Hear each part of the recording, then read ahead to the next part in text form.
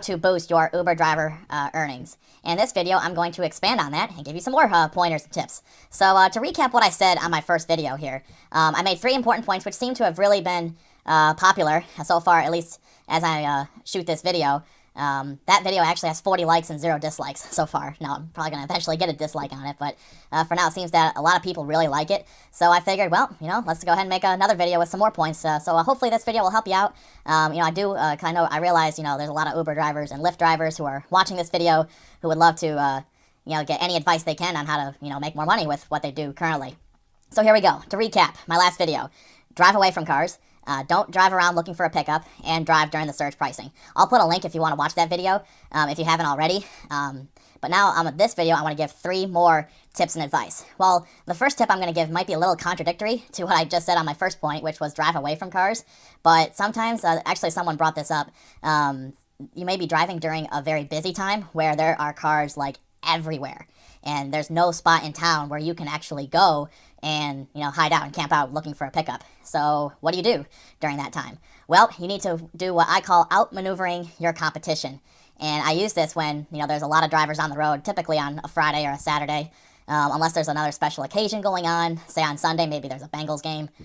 Maybe there's a special midweek event going on where there might be a lot of cars. Typically when Uber makes hourly fare guarantees, that's when they get a lot of the drivers on the road. So you need to learn how to outmaneuver them.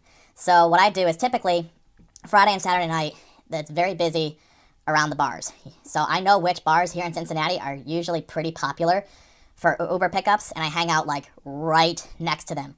You have to. You have to get to the closest possible point to there to ensure you get the pickup, because you can't just sit in the neighborhood and then have, the whole radius of the, to get a pickup when there's like 5, 10, 15 cars in that neighborhood. You need to be right there next to it to get a pickup. So that's typically what I do, and I did that last night actually, and I outmaneuvered a lot of my competition as I was able to get pickups pretty consistently, because actually a lot of people last night said, at least in the Cincinnati area, that, oh, it was slow, I can't believe it was dead. But even though it was a slower night, I still did okay. I still made decent money. I think I did like $170. I don't know, I didn't do the exact add up. I probably should have before I shot this video, but yeah, I made probably about $170 last night, which is okay. I mean, I usually do better on a Friday, but compared to a lot of these other people, they were like, oh no, I've gone 2 hours without a ride. And that did not happen to me last night, because I was able to outmaneuver people and get to the closest possible point. Now, it doesn't mean that necessarily the busiest bar is going to be the most popular for Uber. You don't know until you actually drive long enough to know that, oh, well, I typically get a lot more pickups at this bar, at that bar, than I do at this one. So, I mean, I know where the pickups are here in Cincinnati, and I go find them.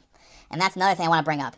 There will always be pickups, and it's only going to increase the more that Uber and Lyft continue to grow and get popular, especially here in Cincinnati, because it's not very well established here yet. It's gaining a lot of popularity, and it's doing better, but there's a lot more room to grow than, say, like an established market like, San Francisco. That's, Uber and Lyft have been around there for a while. So I want to say that is my first point. And number 2, to help increase your earnings, I would typically stay away from the downtown area during the day and during the evening.